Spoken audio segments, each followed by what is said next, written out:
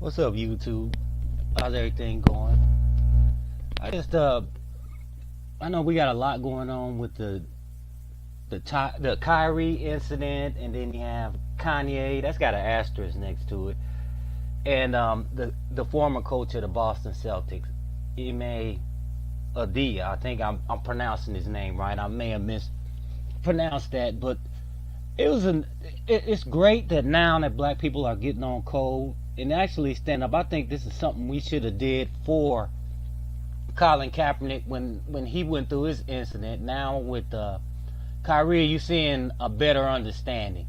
You know, we're on code better than we were before, and a lot of these Sambos and bootlicks, aka Shannon Sharp, aka, sorry to say it, Jalen Rose, aka Shaq, Big whatever.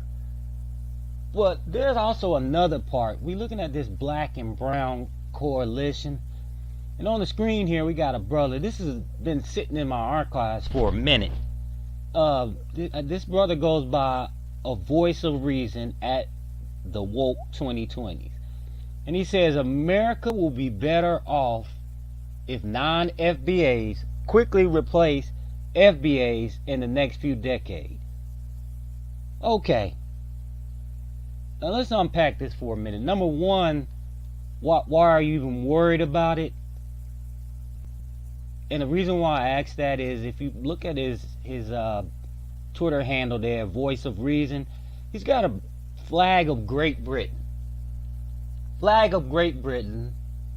Guess that's who he's rocking. Then if that's the case, why are you not in, I'm assuming you're over here, or if you are in Great Britain, you need to stay in Great Britain, because we don't need to hear anything from you. So if you did come from Great Britain over here, why are you still rocking that flag talking about replacing FBAs with non-FBAs? I think that is just a strike in the face of black people over here, and this is something we have to start paying attention to, because they're coming right out and saying things like this on Twitter. They have Twitter live Twitters and Instagram, and it's a couple other spaces that they go on where they openly say this stuff, but they continuously call us a hate group. It's not, the math is not mathing right here. So let's take in consideration what he's saying. If America will be better off with non-FBAs with FBAs. All right, let's take a look at that. This is with, we're gonna switch screens here and let you look at this one.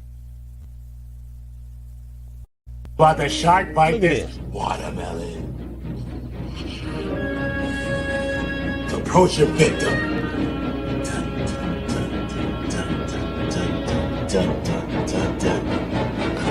Shark bite.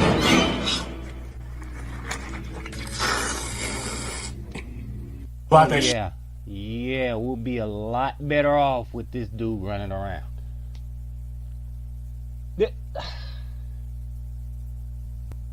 My question is to you immigrants, and let me preface this by saying not all of them are like that. After talking to some of them in social media spaces, there are a lot of those Africans and Jamaicans and Haitians that really rock with us as far as getting our people ahead. But there is I'm sorry to say, a large group of them are like this person we seeing on the screen right here, and especially the one we saw talking about replacing us with them. That's a lot of hate there. There's a lot of hate there. And I got a little picture here I want to share with you. Take a look at this. I think that, well, you ever heard the preference, picture worth 1,000 words? Look at the caption here. They got that FBA. We hugging them. We bring them into our group. Black and Brown Coalition. And I know you heard the words tether. That's exactly what we just looked at in the past two videos. Look, use a hate group. Use a hate group. That's what they love to tell us. We are a hate group. How are we hating when actually, in all actuality, and if you look at the caption here to the right, this speaks true. When immigrants try to claim Black American history, say national origin, formerly permanently limited immigration in 1921. That's the exact truth. Up until the civil rights movement, they couldn't move freely over here. I mean, that's historical fact. So we're going to look, we're working to get back to those numbers. I agree definitely. We do need to, if this is what they're bringing to us as a black, quote unquote, black and brown coalition, we kind of don't need it. We kind of don't need it.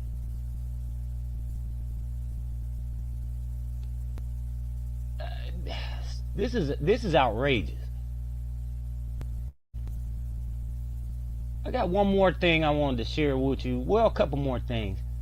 There's a video, I know this one went viral, but I'm going to share it with you. When they talk about Black and Brown Coalition, we really need to stop and vet who we're talking about. Because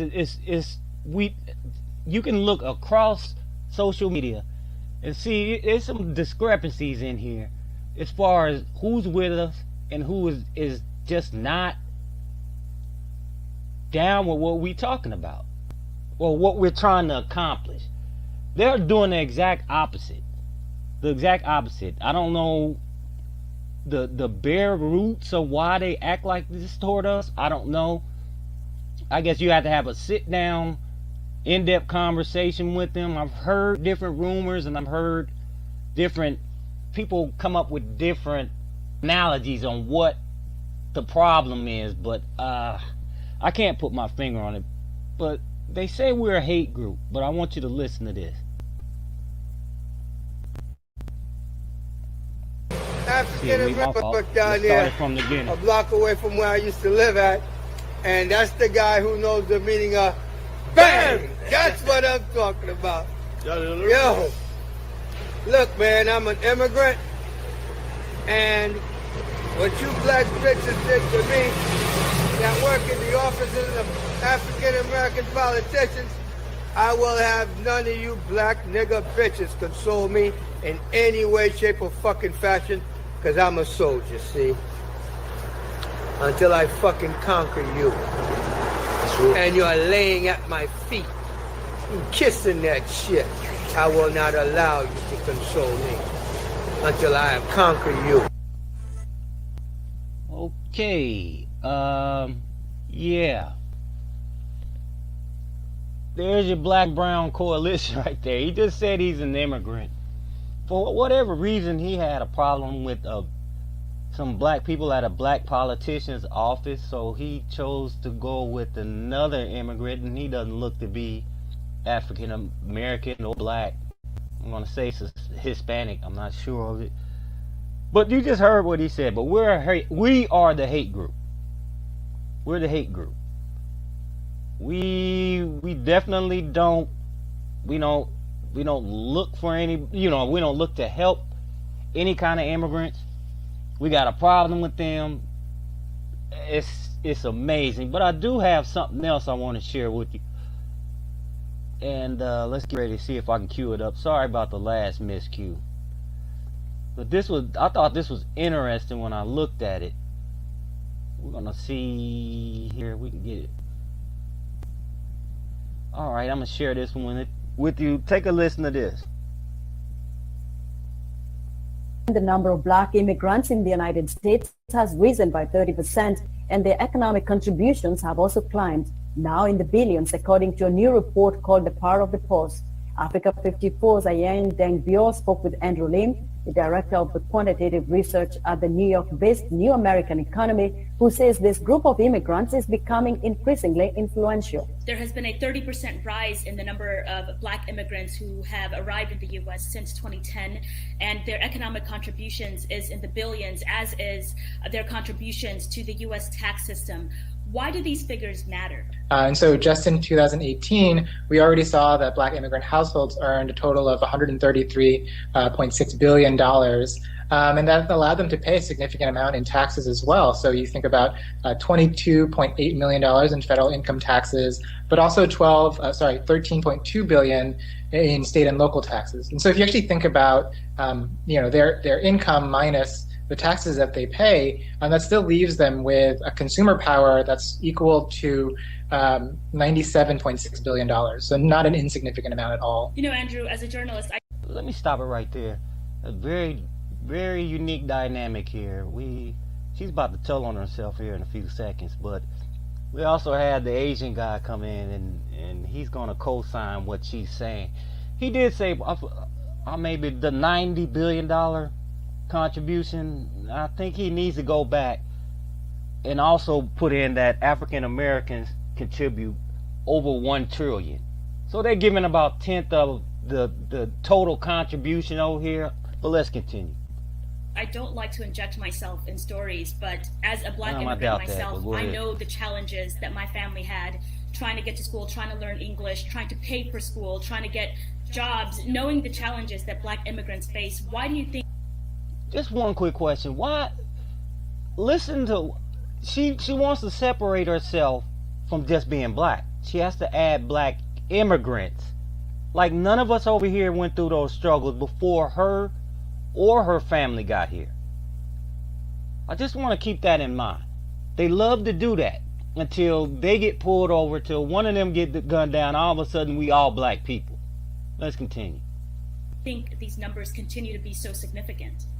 I think these numbers are so significant for a couple of reasons. One, I think Black immigrants in particular, from the data that we've seen, are actually very skilled. I think contrary to a lot of rhetoric that you see from certain politicians or people in the media, Black immigrants have a lot to offer the United States in terms of their... Where do you see Black immigrants specifically get targeted in the media? Who is he talking about? They talk about immigrants as a whole. skills. If you look at the situation that we're currently facing in the United States in terms of this health crisis and the coronavirus, healthcare is a huge industry for Black immigrants, especially as nurses, personal care aides, medical assistants, etc.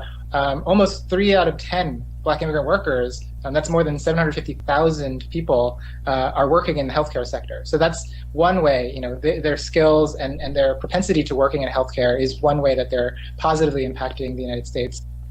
Since 2010. All right, let me stop that. Well, I'm going to ask you all this. After what you've seen with the past video and the beginning of this, would you feel comfortable with them, going to a doctor? Not saying that all of those do this, but you have to be at least cognizant of what's going on. And, keep an eye on those things, especially with your kids and everything. Vet who you taking your kids to, who you voting for, and are they on an agenda that's in tune to what you want to do, especially with our people. So with that, I'll land my plane.